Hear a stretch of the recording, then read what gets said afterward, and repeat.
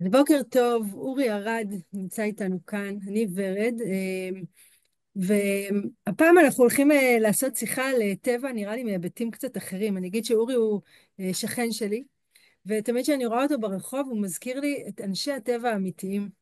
ואני יודעת שזה לא רק במראה, אני יודעת שהוא באמת מחובר לטבע באופן אחר, לפחות מהדרך שבו אני חיה. באמת, אורי, ככה ממה שאני יודעת, אתה חוקר ולומד ומסתובב בעולם, וככה באמת לומד עוד ועוד גם על תרבויות של פעם, גם על תרבויות קיימות היום, וגם בכלל על כל המרכיבים של הטבע.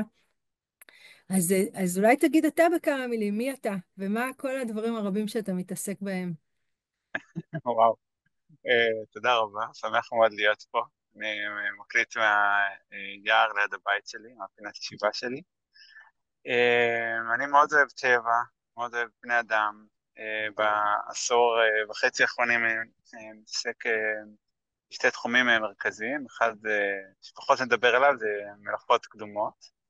זה בעצם הדרך שבה כל הסבים הסבתות שלנו הקדמונים, אלה שלפני המהפכה החקלאית, חיו על האדמה וקיבלו את כל מה שהם צריכים מהמקום בו הם חיו, בדיוק כמו כל יתר החיות. יש הרבה קסם והרבה יופי בזה. מהמם. והדבר השני שאני מתעסק בו זה שפת הציפורים, שזה, אה, לא יודע איך לקרוא לו, תפיסה או דבר שלמדתי ממורה יקר בשם ציון יאנו בארצות הברית, עשיתי לזה תרגום לכאן, לישראל, והרבה מעבר למה שהדבר הישיר שזה נשמע, שזה השפה של הציפורים. הרבה פעמים אנשים פוגשים אותי, אומרים, מה, תגיד לציפור הזאת שתבוא לפה רגע. כזה, לא, זה לא הכיוון, זה דרך ממש חדשה ומרגשת ומרתקת בעיניי לחוות אותה בחוץ. אני חושב שיש קונצנזוס חד משמעי, וזה גם הולך וגדל, גם בעולם הטיפולי וגם בעולם המחקרי, שהשהייה בחוץ עושה טוב לבן אדם, שבמיוחד במציאות הפסיכוטית שלנו כאן במדינה הזאת, גם עכשיו עם המלחמה וגם לפני, כאילו החיים כל הזמן מלאים בדברים שהם עיקים עלינו, מכבידים עלינו, מאיצים בנו, מסבכים אותנו. היציאה החוצה עושה טוב לכולם, מעשיר ועני, משחור ללבן, מצעיר לבוגר, לכולם זה עושה טוב. ושפת הציפורים מאפשרת בעיניי לא רק לצאת החוצה ולהיות, כאילו להרגיש אני המבקר, אני האורח, אלא זה מאפשר לצאת החוצה ובאמת להרגיש חלק באיזשהו אופן, להרגיש שיש לי קשרים עם המקום או עם היצורים שחיים פה, עם הצמחים. זה לא רק נוף יפה, זה הופך להיות קצת החברים הטובים שלי באיזשהו אופן, בין אם זה עצים לבין אם זה ציפורים או שועלים או חרקים או לטאות. הסרט המדהים שיצא עכשיו של קרייג פוסטר, מורתי התמנונית, שאני, אם אתם בקהל ולא ראיתם אותו, אז בבקשה רוצו לראות, ממש בקצרה. זה סרט על בן אדם שמחליט שבמשך שנה שלמה הוא בא לאותו מקום כדי לבקר את אותו יצור. ועל הדרך קוראים לו תהליכים מדהימים ומרגשים ויפהפיים, שממש בניתי הרצאה שלמה על התהליך הנפשי שהוא עובר שם, וכמה זה ממש אחד לאחד עם מה שאנחנו עושים רק מעל הים. כן, אני יכול לדבר על זה הרבה, אבל זה בעצם הופך את הטבע מדבר שהוא יפה, או שלומדים עליו, או שהוא מרגש, כי פגשתי פתאום צבי, או ראיתי זאב, או ראיתי שועל, למשהו שאני באינטראקציה איתו, ודי מהר קורה גם שהדבר עצמו באינטראקציה איתי. זוכרים, יש שם אבל איזה רגע שיא בסרט שהתמנונית ניגשת אליו. עכשיו, ברור זה קצה של תהליך שהיא ניגשה אליו. אז אמנם הוא קצה, כאילו, רחוק ושאפתני, אבל יש לי עשרות סיפורים של תלמידים, וגם שלי, של בעלי חיים שהייתי איתם באיזשהו קשר, שהתחושת ביטחון שהם קיבלו מהקשר בינינו, גרמה להם ממש לבוא אליי, לפעמים גם ממש לנחות עליי, או ממש לאכול לי מהיד, או משהו כזה. אז יש פה, אז אני הפוטנציאל חייבת הוא לשאול אדיר. אבל שאלה יאללה, פרובוקטיבית. כאילו, קדימה, בזה אנחנו פה. למה זה טוב? כאילו, אני יכולה לגדל כלב או חתול, יהיה לי איתם יופי של תקשורת, כאילו, למה אני צריכה ללכת למצוא איזה אייל אז או תמנון? מדהים, אני מת על השאלה הזאת. אז יש לי תשובה פרובוקטיבית, יש לי תשובה יותר עמוקה. אז אני אתחיל מהפרובוקטיבית. הכי טוב. יש דבר אחד שכל אימא בישראל ובעולם ממש ממש ממש הייתה רוצה ללמוד בשבילו את שפת הציפורים. זו תשובה מאוד מאוד פשוטה בארץ. פעם, לפני 100 שנה, זו הייתה תשובה טיפה יותר ארוכה, אבל היום זו תשובה מאוד פשוטה. נחש צפה. נחש צפה, לא עלינו, חמסה חמסה, הורג פחות או יותר בממוצע בן אדם בשנה בישראל. בהרבה פעמים אם זה הקשה של ילד, הסיכון הוא הרבה הרבה יותר גדול. יש לנו נסיוע, יש לנו ידע, יש לנו הכל, אבל זה קורה. אין מקום שיש בו צפה, שהציפורים לא אומרות שיש פה צפה. תיזהרו, יש פה צפה. והן אומרות את זה לא רק, הן לא אומרות את זה לי, הן אומרות את זה כל היער. והן באיזשהו אופן צורכות את זה. קצת אותו דבר אני פעם הייתי נותן כל מיני דוגמאות מהעולם האנושי שלנו, אני מרגיש שמאז תחילת המלחמה אני לא יכול יותר להשתמש בדוגמאות האלה, אבל יש פה לציפור סכנת חיים, ישר אומרת את זה לכולם. אוקיי? זו התשובה פרובוקטיבית. התשובה יותר רחבה, אני מודה שאת השיחות, רוב הפעמים שאני מדבר על שפת הציפורים, אני מדבר כשאני בחוץ עם הציפורים. ואז הרבה יותר קל לי רגע להפנות את תשומת לב. אז אני אתן לך דוגמה שאולי ורד את תביני, אבל רוב הצופים לא. הפודקאסט הקודם שהתראיינתי עליו היה אצלי בחצר. וישבנו אני וסטפן והמראיין בשולחן בחוץ, ואנחנו מדברים, הוא שאל די את אותה שאלה, ואז אומר לנו, נגיד, מה הציפור הזאת אומרת? הייתה ציפור שממש השמיעה צבחי שחורות, ציפור שנמצאת בכל מקום ואף אחד לא מכיר אותה. מה הציפור הזאת אומרת? ואז סטפן עונה לו כזה בחצי צחוק, חצי שאננות, הוא אומר שיש שם קוף. ואז הוא אומר, מה, אתה מסתלבט עליי? הוא אומר, לא, אתה יכול להסתכל. והוא כזה מסתכל מעבר לעצים. הוא אומר, אין שם קוף. אז סטפן אומר, תסתכל טוב, אתה רואה שם משהו צהוב זז מאחורי העץ? זה קוף. אז הוא אומר, אין מצב, אני לא מאמין לך. קום, לך תראה. הוא קם, יצאה לו צעקה. הוא כזה, מה? הקוף נשאר ברח כמובן. רואה שקופים מסתובבים בגינה. הוא אומר, איך ידעת את זה? כאילו, מה קורה? אז בעצם, כשזה נחש טפע, זה בחזקת צרחות. אבל כשאנחנו צריכים להקשיב לרובדים יותר עדינים של זה, זה פשוט נותן איזו תחושה ממש ממש חזקה, שאני לא בתוך תפאורה, אני לא בתוך רקע, אני חלק מתוך הדבר. חלק מהצעדים הראשונים שקוראים לאנשים שנכנסים לתוך הדבר הזה, זה שהם מבינים שהציפורים, נכון, אם יעבור צפה הם יצעקו עליו, אם יעבור חתול הם יצעקו עליו, אם יעבור נט, שזה ציפור שאוכלת ציפורים לארוחת בוקר, צהריים וערב שלה, הציפורים ממש צועקות על זה, אבל אז די מהר, נגיד, אני מבין שהציפורים גם יכולות לדבר עליי, והן יכולות גם ממש לקבל את הנוכחות שלי, ולהתקרב, או להיות סקרניות, או להראות את עצמם אפילו, והן יכולות להיות ממש חששניות ולגמרי להיעלם מהאזור כשאני מגיע, והן יכולות גם ממש לצעוק עליי. ואז, למה זה קורה? בעצם, מה, הן מפחדות ממני? אני עשיתי משהו רע? אז זה מטורף העניין הזה שכמה הציפורים וכל בכלל בעלי חיים, הם ממש רגישים למה שקורה אצלנו בפנים. והם בעצם יבחרו את ההתנהגות שלהם במחיות בר, דבר שמסמל והוא הדגל של חיות בר בעיניי, זה שהן חופשיות, הן יכולות לעשות מה שהן רוצות ואיך שהן רוצות, הן לא חייבות שום דבר לאף אחד, ואני מרגיש שגם הרבה מהקרבה ליצורים האלה והחברות איתם, הם מאפשרת גם לנו להיות באיזושהי הסתכלות על החופש בחיים שלנו, ומה לי גורם חופש, ומה משמח אותי בלהיות בן אדם חופשי. אז יש משהו בלצאת החוצה, ולהבין שכולם מסתכלים עליי, בעצם כולם מתנהגים בהתאם לאיך שאני מתנהג, שהוא מייצר איזושהי מידה מאוד גדולה בעיניי של ענווה, של איזה שקט פנימי, של אוקיי, אני יוצא החוצה עכשיו, ומה? אני משדר משהו, גם אם אני לא במילים, גם אם לא בהתנהגות, גם אם לא בצעקות, אני משדר משהו, ואני מקבל שם, אנחנו קוראים לזה ביו-פידבק, אני מקבל פידבק מהעולם ומהיצורים החיים, במקרה הזה הציפורים, אבל זה לגמרי תקף לעוד יצורים חיים כמו לטאות וינקים, אני מקבל פידבק על איך אני, ועל מה הן חושבות עליי, ולפעמים זה ממש נעים וממש מחבר וממש ממלא את הלב. אני אחרי סוף שבוע כזה שהייתי בו במדבר עם אחת הקבוצות שלנו, אחד הקורסים השנתיים, וממש חזרתי עם תחושה של לב רחב ומלא, איזה יצורים מדהימים יש בעולם, ואיזה כיף שאפשר להיות בכזאת קרבה וכזאת תחושת שייכות איתם.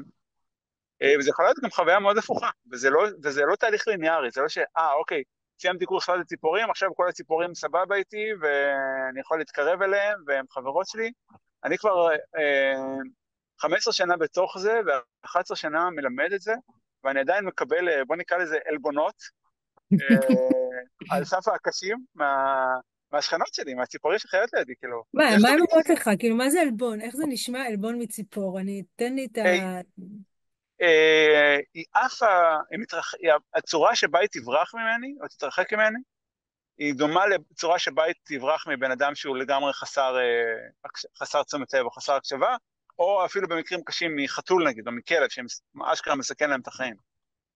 אתה מרגיש שאתה מאיים עליה בעצם, שהיא נבהלת ממך, ואז... בעצם ההתנהגות שלי הייתה כל כך לא נעימה לה, שהיא בחרה להתרחק ממני באופן, לעומת שנגיד אני יכול לפתוח את הדלת של, זה הרבה פעמים אפילו ברמה של לפתוח, איך אני פותח את הדלת של הבית. ואז יש לי זוג שחרורים, שחרור זה ציפור יפהפייה, קטנה, יחסית בינונית, בוא נגיד, משהו בין יונה לדרור, בצבע שחור אז, הזכרים, הנקבות הן בצבע גוונים של חום. יפהפייה, נורא סקרנית, נורא מתעניינת, נורא מעניינת. אז הן מקננות בכניסה לבית שלי, הם כאילו, בחרו לשים את הדבר היקר להם מכל, את הילדים שלהם, וגם בשלב בחיים שלהם שהוא הקשה מכל, כי ציפור הטבע שלה הוא לעוף, היא חופשייה, היא יכולה להיות איפה שהיא רוצה, וברגע שיש כן, היא תקועה, היא נעוצה למקום, היא חייבת לבקר בו עשרות פעמים ביום לפעמים. ואז לפעמים, נגיד,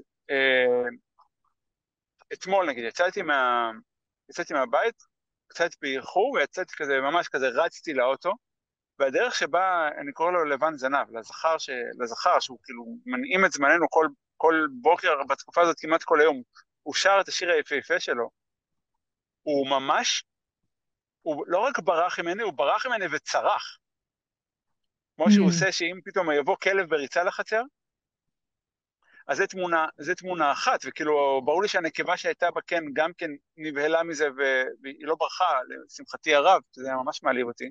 הקן שלו ממש מעל הדרך של בין הבית לבין החנייה של האוטו, זה מקום שאנחנו עוברים בו כל יום עשרות פעמים לפעמים.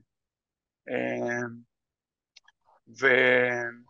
ויומיים אחורה, אני יושב לקפה של בוקר עם הבת זוג שלי, עם רבקה, שותים קפה, והוא אוכל לידינו, כאילו, סוג של בין הרגליים שלנו, אותה ציפור, כאילו. והייתי שואלת אותי 10 שנים אחורה אם זה אפשרי שאני יכול לשתות קפה ושחרור ככה, כי שחרור זה לא ציפור שאפשר לשחד אותה, אפשר לתת להם אוכל של בונזו או אוכל של ציפורים, כי הם אוכלים בעיקר מזון מהחי, הם אוכלים חרקים, אני לא יכול לשחרר אותו כמו שאני יכול, נגיד, את ההרגזים או את התורים, הוא כאילו לגמרי בוחר את זה שהוא רוצה להיות לידי. אם היית זה נורא... שואלת אותי, סליחה. לא, רציתי להגיד שזה נורא מעניין, כאילו, זו הסתכלות שאף פעם לא חשבתי עליה, שבעצם הציפורים היו כמו סמן עבורי, לאיך אני מתנהגת, כאילו, איפה המקומות שאני צריכה לדייק בהם יותר, אולי את התנועה שלי, את ההלך רוח שלי, לא יודעת, כאילו, אה, אף פעם לא חשבתי על זה שהציפור יכולה להיות עבורי גם איזושהי מראה, כאילו, משהו כן. כזה. הן בעצם מורות מדהימות להקשבה. כמה את נמצאת בהקשבה, מדהים. בעיקר למה שנמצא סביבך, וזה לא רק ליצורים החיים, אלא גם לאנשים, וזה מהר מאוד גם כמה את בתשומת לב, או בהקשבה למה קורה בתוכך. כן. וזה, יש פה מעט מאוד תיאוריה, אני חייב להגיד, והרבה מאוד פרקטיקה. זה דבר שהוא מאוד יישומי, בגלל זה אני ממש ניסיתי לעשות כל המהלכים המניפולטיביים כדי לשכנע את ורד שלא כדאי שנעשה את הרעיון בזום ושניפגש אנחנו ואני אראה לה דברים תוך כדי או נקשיב לציפורים ביחד. אה, אז, אז אני ממש מעודד אנשים בדרך כלל לא להאמין לי וכאילו לנסות בעצמם ולנסות את זה ולהתייחס רגע לעולם בצורה אחרת, וזה בהחלט עוזר שיש מישהו שמראה לך רגע את הצעדים הראשונים, אבל זה דבר שהוא מאוד מאוד פרקטי, מאוד על האדמה. אז זה חלק ממה מוביל שאני אותי אוהב. לשאלה הבאה של באמת, כאילו, איך זה עובד? זאת אומרת, מעבר לזה שאני יושבת ואני עכשיו שקטה ומתבוננת ומקשיבה, מה עוד כאילו קורה בתוך הדבר הזה, אם אתה יכול ככה להגיד קצת. אז זה שפה. וכמו שהייתי רוצה עכשיו ללמוד, אולי לא ספרדית או גרמנית, שהן יחסית קרובות לשפות שלנו, אם הייתי רוצה ללמוד וייטנאמית נגיד, או איזו שפה אפריקאית. Mm. זה דבר שדורש זמן, ודורש שינוי תבניות חשיבה, והוא דורש התמדה, והוא דורש סבלנות, שזה דבר שממש הולך ונכחד בעידן המאיץ שלנו. שמודדים לנו את הדורות הצעירים בכמה מהר הם משנים את תשומת לב שלהם זזה, אם זה 20 שניות או 8 שניות. וזה מצד אחד. מצד שני, הדבר המדהים שזה, זה שכל מה שצריך לעשות זה למצוא נקודה אחת שיש בציפורים, ויש ציפורים בכל מקום. יצא לי להעביר סדנאות, השתלמויות במקומות כמו מרכז תל אביב, מלון התמרים בעכו, כיכר דוידקה בירושלים, בכל מקום יש ציפורים, רק צריך רגע לשים את הפילטר הזה, ובהחלט עדיף מקום שגם נעים לשבת בו, זה פשוט לשבת ולהקשיב. וזה גם אני, רוב שאני יודע, המורה שלי הוא בארצות הברית. יש 0 ציפורים שנמצאות אצלו בחצר ואצלי בחצר. אבל הציפורים לימדו אותי הכל. כאילו, מה קורה כשמגיע בן אדם? מה קורה כשעובר חתול?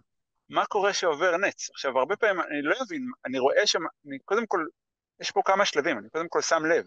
אוקיי, יש ציפורים, מי זה הציפורים האלה? מה מעניין אותם? עכשיו, ציפורות, יש איזה משהו כזה שאנשים נורא נרתעים ממנו, וגם אני, בתור ילד שמאוד, או מבוגר צעיר, שאני מאוד אוהב טבע, ומאוד התעניין בצמחים, ופרפרים, ויונקים, ועקבות, והכל נורא עניין אותי.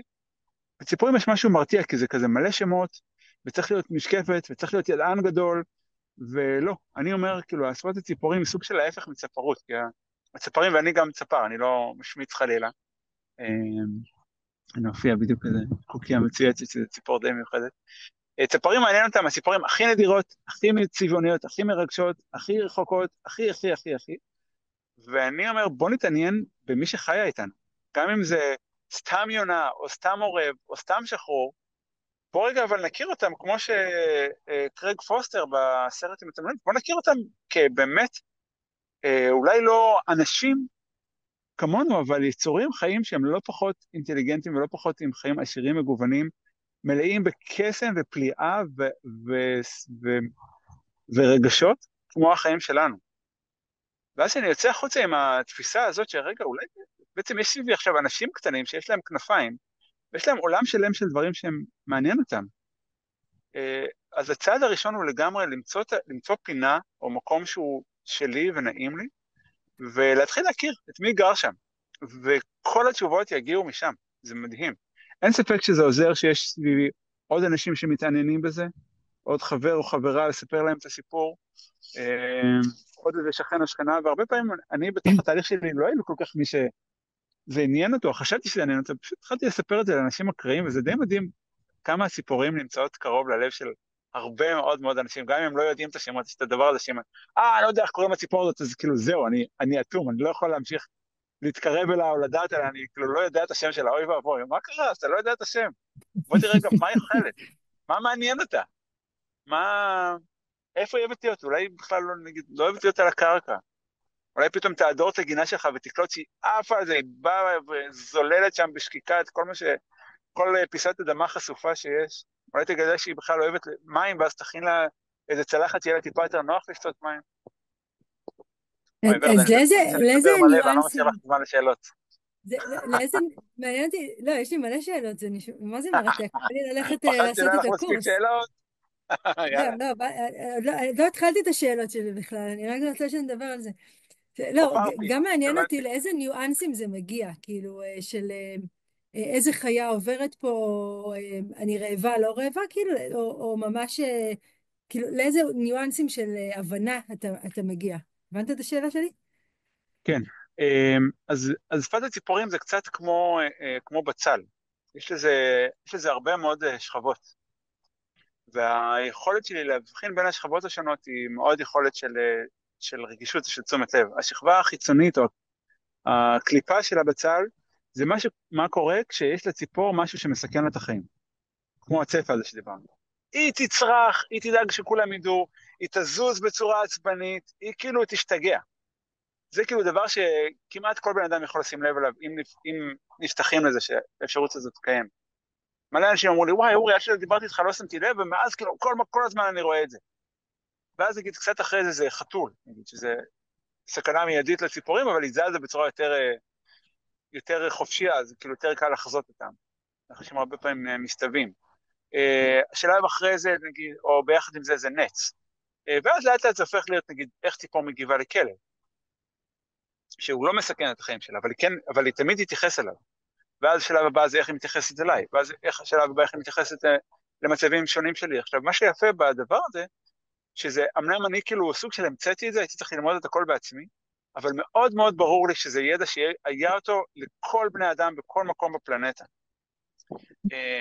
ואני כל שנה נוסע ביחד עם התלמידים, עם חבר'ה שסיימו את הקורסים שלנו, לקלהרי, למדבר של דרום אפריקה, כדי לפגוש אנשים שהם עדיין לגמרי, כולם, מהילדים הכי קטנים, לאנשים, למבוגרים, כולם יודעים שפת הציפורים ממש ממש ממש טוב.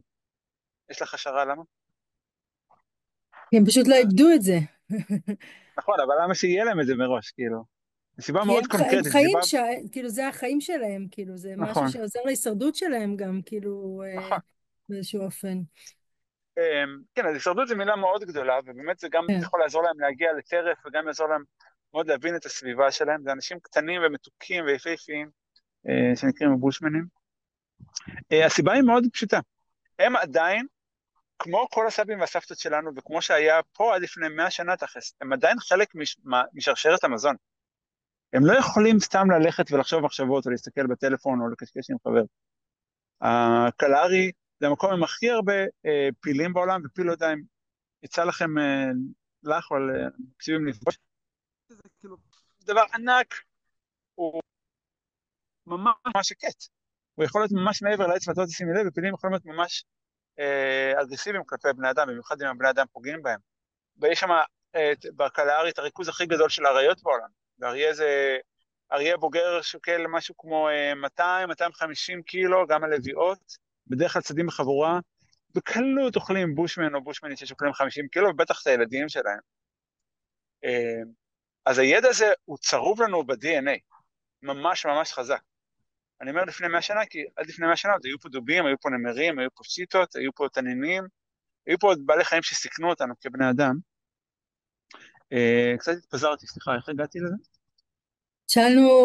שאלנו את השאלה למה הבושמנים עדיין יודעים את השפה הזאת בעצם, כאילו, כן, למה, מה הצורך נכון, שלהם בזה? אז בעצם הם עדיין, זו הסיבה שהתשומת לב שלי נקטעה, כי יש פה עכשיו סבכי שחרורו, שזה ציפור שלכל מי שיש לו שיח בחצר יש את הציפור הזאת, אבל אף אחד לא מכיר אותה, כי אף פעם לא יצאת מהשיח, ועכשיו משמיע מה שאנחנו קוראים לו קריאת אזהרה, כאילו אומרת, משהו יוצר לי פה חוסר נוחות, ומאיך שאני חושב, והנה זה, לא, זה ממשיך. אני חושב שמה שהיא אומרת עכשיו, עובר פה חתול, אבל החתול הוא בהתנהגות של הליכה, שהוא עובר ממקום למקום, לא בהתנהגות של ציד. אני גם שומע שהסבכי, שהוא בדרך כלל נמצא בשיחים, בגובה של נגיד בין הברך ל, לחזה אצלנו, הוא עכשיו עלה 2 קומות, הוא כאילו בגובה 3 מטר על העץ, כאילו עלה למקום בטוח. אז גם זה שאני שומע שהקריאה שלו היא אינטנסיבית קצת או לחוצה, וגם זה שהוא עלה גבוה, אומר לי שככל הנראה יש פה עכשיו איזשהו טורף על הקרקע, ואיך שאני מכיר את המקום הזה, זה יכול להיות או אחד החתולים שמסתובבים פה, או השועל, או המשפחת שועלים שחיה פה. אז כן, אז בעצם כולנו, לכל בני אדם, הידע הזה לגמרי היה צרוב ממש חזק בתוך ה-DNA. כל יום, כל היום.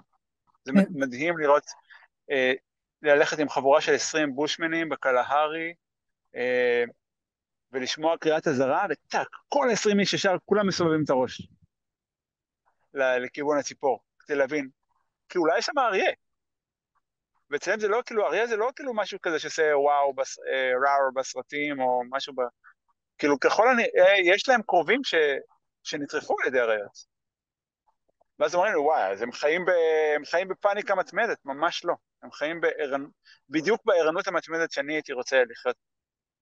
יש לי כל מיני סיפורים מעוררי השראה על מה קרה לי כשהיה אריות, כשהייתי איתם, אבל נראה לי נשאיר את זה לפעם הבאה. אז אולי ככה שאלה שלסיום שבאמת מעניין, שהיא קשורה ולא קשורה. אמ, זה, מבחינתי אתה באמת כאילו לא בושמן, אבל אתה יש בך הכי קרוב שאני מכירה לאנשי הטבע האמיתיים. ובא לי לשאול אותך, כאילו, בתוך העולם המתועש, הצפוף, האגרסיבי, לא יודעת איזה עוד מילים יש לי לתאר את הדבר הזה שאנחנו חיים בו, שהולך ומתנתק מהטבע, כאילו, אם יש דברים שאתה יכול להגיד, כאילו, תכניסו יותר לחיים שלכם, סליחה, שיכולים להפוך את החיים שלנו טיפה יותר איכותיים בהקשר הזה של באמת חיבור לטבע, כאילו, זה יכול להיות גם דברים קטנים, לדעתי, זה לא חייב לעבור לגור עם כן. הבושמנים, כאילו. לגמרי, אני עברתי שינוי מאוד גדול בחיים שלי בעקבות החיבור הזה לשפת הציפורים, אה, וכל החיים שלי, טבע זה היה הדבר שהכי עניין אותי, ותמיד הפסגה או השאיפת על, זה להיות במקומות הכי פראיים, שהטבע בו הכי גולמי, הכי נקי, הכי... כאילו התחושה היא כאילו להגיע למקום שאני יודע שהתחושה שאף אחד לא היה בו לפניי, או לא יודע, בעשרות שנים האחרונות, זה כאילו היה פסגת הפסגות שלי. ועברתי בתוך זה תהליך מאוד ארוך ומשמעותי ומעניין, שהבנתי שהטבע זה צמח. איפה שיש צמח, יש עליו טבע. ואז מלרוץ לוודיות הכי נידחים במזרח הרמון, או למקומות הכי קשים להגעה ביער אודם, או בגליל העליון, אה, התחלתי פשוט לשבת בגינה שלי, בחצר, ולהקשיב למה קורה שם. הגינה שלך גם מדהימה, זה לא סתם, אתה, הגינה שלך היא נכון, אז אני יפהפייה. קצת פריבילגי, ואני גר ביודפת שבגליל, אבל גדלתי בנתניה. ויש לי לא מעט אנשים שבאים לקורסים מירושלים, מחיפה, מתל אביב, ולכל אחד יש כמה עצים ליד הבית. והשקט והעונג, אנחנו קוראים לזה סיפורי לחץ, שאתה חווה משהו שאתה, נגיד, אם אני אקח את זה לחיים של בן אדם פרטי, נגיד, לא יודע, הלכתי לטיול וראית נמר. אז כזה, נמר, אני חייב לספר על זה לכולם. כאילו, הכמות פעמים שאנשים הגיעו לריגושי על כשהם יושבים באיזה פארק בתל אביב, או בהרצליה, או סתם באיזה מעזבה, מקום שאין בו, כאילו, שטח פתוח שלא, הוא לא פארק, אבל הוא לא... הכמות פעמים שאנשים הגיעו שם לריגושים או לחוויות חיבור ממש ממש חזקות, הוא מדהים. ואני חושב שהמסר שלי, בהקשר של השאלה שלך, זה תמצאו איזה פינה שממש נוח לכם להגיע אליה, שהיא נעימה לכם אפילו קצת, זה לא, כאילו, המקום המושלם לשבת זה על שפת אגם שיש בו מפל והכל מוקף ביער, אבל זה בדרך כלל לא יקרה לכולנו, בטח לא בארץ. אז למצוא את הפיסת טבע שקרובה לבית, היא פשוט ללכת לשם יום אחרי יום. כאילו, המשפט המפתח שאני ממש מת עליו וחוזר עליו הרבה פעמים מהסרט של מורתי התמנונית, אם לא ראיתם, אני עוד פעם אומר לכם, לכו תראו, כי זה פוטנציאלית לתהליך אפשרי שיכול לקרות לכם אם תשבו, אם תתמידו. המשפט הזה אומר, מה היה קורה אם הייתי חוזר לכאן במשך, כל יום במשך שנה שלמה?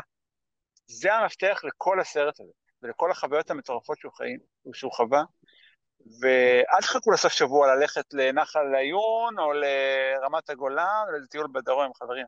תמצאו את הטבע שקרוב אליכם, ואל תכירו אותו כמו חבר טוב. זה הדבר הגדול. אם אני יכול להעביר מסר לאומה, זה חפשו את זה קרוב. הריגושים עליי. וואו. קודם כל עשית לי חשק לסגור את המחשב, וזהו, ולסיים את היום עבודה הזה. אה, לצאת החוצה. אה, אני גם עובד לא מעט על המחשב, אל תחשבי אותי ככה, אני לפחות אני מינימום יודעת, 4 שעות ביום. אני יודעת שאתה מולטי, כאילו שזה לא רק זה. אבל נראה לי שכאילו מה שאני לוקחת הרבה מהשיחה שלך זה את האפשרות להתבונן על הדברים הקטנים. אה, וגם כאילו מה שאתה אומר על לחזור למקום פעם אחרי פעם, זה כמו סוג של מדיטציה כזאת, זה כמו כאילו רגע, אני פשוט הולך ובודק השתנות, ובודק הקשבה, ובודק התבוננות, כאילו, וזה קורה בחוץ, בטבע, שזו סביבה שהיא מדהימה ונפלאה ועוטפת, ויש מלא מה ללמוד ממנה. והאמת שזה נשמע לי טיפ ממש פרקטי ליישום, כאילו לא משהו שהוא באמת גדול לחיים שלנו. אז קודם כל אני אגיד לך תודה. גם תודה על זה שאתה מביא את הדבר הזה לעולם, ושמשמר בשבילנו את כל האמת הזאתי, וגם תודה על השיחה המרתקת הזאת שעשתה לי, ממש הרגשתי את הפרפרים בבטן שלי, שזה באמת כיף. אה, ו, וזהו, וטוב, אני אקפוץ לקפה, נשב נסתכל על ציפורים יאללה, בחצר שלך. יאללה, הייתי מזמין אותך עכשיו, אבל אני קצת יותר רחוק. אבל כן, כן, את חייבת לי. יאללה, סגרנו. יופי. תודה רבה אחלה. רבה, אורי, תודה שיהיה רבה. יום נעים. שמחתי. בכיף. יום נעים.